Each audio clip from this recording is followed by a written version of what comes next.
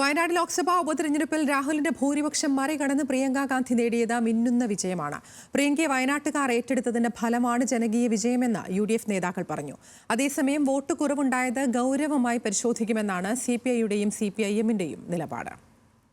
It's a testament to the fact that my brother worked hard there and their love for him and their trust in me.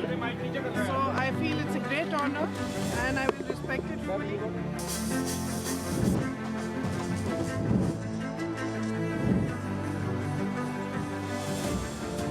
കോൺഗ്രസിന്റെ അഭിമാന പോരാട്ടമായിരുന്നു വയനാട് ലോക്സഭാ തിരഞ്ഞെടുപ്പിലേത്. പ്രിയങ്ക ഗാന്ധിയുടെ കന്നി പോരാട്ടം എന്നതിലുപരി ദേശീയ തലത്തിലും കോൺഗ്രസിന് ഏറെ പ്രധാനപ്പെട്ടതായിരുന്നു ഈ തെരഞ്ഞെടുപ്പ് വിജയവും ഭൂരിപക്ഷവും. പോളിംഗ് ശതമാനത്തിലെ കുറവ് UDF ക്യാമ്പിനെ ഒരു ഘട്ടത്തിൽ കടുത്ത ആശങ്കയിലാക്കിയിരുന്നു.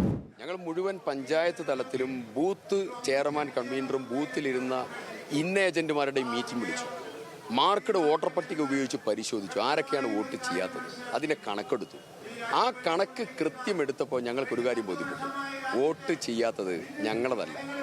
ഞങ്ങളത് ചെയ്യാതിരുന്നിട്ടുണ്ട്. വിദേശത്തുള്ള വോട്ടുകൾ, പഠിക്കാൻ പോയ കുട്ടികൾ, അവർക്ക് തിരിച്ചു വരാൻ സാധിച്ചിട്ടില്ല. ആശുപത്രിയിൽ ഗുരുതരാവസ്ഥയിലുള്ളവർ, ഇവർക്കൊന്നും വോട്ട് ചെയ്യാൻ പറ്റിയില്ല. പക്ഷേ ബാക്കി ചെയ്യാതിരുന്ന പ്രധാനപ്പെട്ട വോട്ടുകൾ മുഴുവൻ ഇടതുപക്ഷത്തിൻ്റെതായിരുന്നു, BJP-യുടേതായിരുന്നു. പോളിംഗ് ശതമാനം കുറഞ്ഞപ്പോൾ UDF വോട്ടുകളിലാണ് ചോർച്ചയുണ്ടായതെന്ന് ന്യായീകരിച്ച LDF-ന് ഫലം വന്നപ്പോൾ 70,000 വോട്ടിന്റെ കുറവാണ് ഉണ്ടായത്. സത്യൻ മോഗേരിക്ക് 2,10,000 വോട്ട് കൊണ്ട് തൃപ്തിപ്പെടേണ്ടി വന്നു.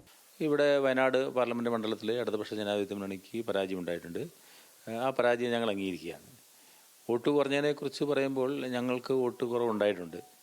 ഈ കഴിഞ്ഞ പ്രാവശ്യം സഖാവ് അനിരാജയ്ക്ക് 2,83,000 വോട്ട് ലഭിച്ചതാണ്. ഈ പ്രാവശ്യം ഞങ്ങൾക്ക് 2,11,000 വോട്ടേ ലഭിച്ചിട്ടുള്ളൂ. അപ്പോൾ ഒരു 70,000 വോട്ടിൻ്റെ കുറവ് ഉണ്ടായിട്ടുണ്ട്. ആ കുറവ് എന്താണെന്നുള്ള കാര്യം, ഞങ്ങൾക്ക് ലഭിച്ചുകൊണ്ടിരുന്ന വോട്ട് അത് എവിടെയാണ് ചെയ്യാത്തത്, എന്തുകൊണ്ടാണ് കുറഞ്ഞത് എന്നുള്ള കാര്യം ഞങ്ങൾ പരിശോധിക്കും. അതാണല്ലോ ഒരു ഉത്തരവാദപ്പെട്ട രാഷ്ട്രീയ പാർട്ടി ചെയ്യേണ്ട കടമയും നടപടിയും. അതാണ് ഇടതുപക്ഷ ജനാധിപത്യ മുന്നണി അക്കാര്യം പരിശോധിക്കും. ഇതാണ് ഞങ്ങൾക്ക് പറയാനുള്ളത്. LDF-ന്റെ വോട്ട് കുറവ് ശരിയായ രീതിയിൽ തന്നെ പരിശോധിക്കുമെന്ന് CPIM-ഉം പറയുന്നു. വോട്ട് എല്ലാവർക്കും കുറഞ്ഞിട്ടുണ്ടെന്നും LDF കൺവീനർ CK ശശീന്ദ്രൻ പറഞ്ഞു. പോളിംഗ് ശതമാനം കുറഞ്ഞത് 3 മുന്നണികളെയും ബാധിച്ചിട്ടുണ്ട്. LDF-നെയും UDF-നെയും NDA-യും ബാധിച്ചിട്ടുണ്ട്. എല്ലാവർക്കും വോട്ട് കുറഞ്ഞിട്ടുണ്ട് നമുക്ക് കാണാൻ വേണ്ടി കഴിയും. LDF-ന് പ്രതീക്ഷിച്ച വോട്ട് കിട്ടിയില്ല എന്നുള്ളത് നല്ല പരിശോധനയ്ക്ക് ഞങ്ങൾ വിധേയമാക്കും. LDF ഘടകകക്ഷികൾ ഒറ്റക്കെട്ടായി ഒരുമിച്ച് പരസ്പരം കൂടിയാലോചിച്ചിട്ടാണ് എല്ലാ തീരുമാനങ്ങളും എടുത്ത് തെരഞ്ഞെടുപ്പിൽ പ്രവർത്തിച്ചിരുന്നത്.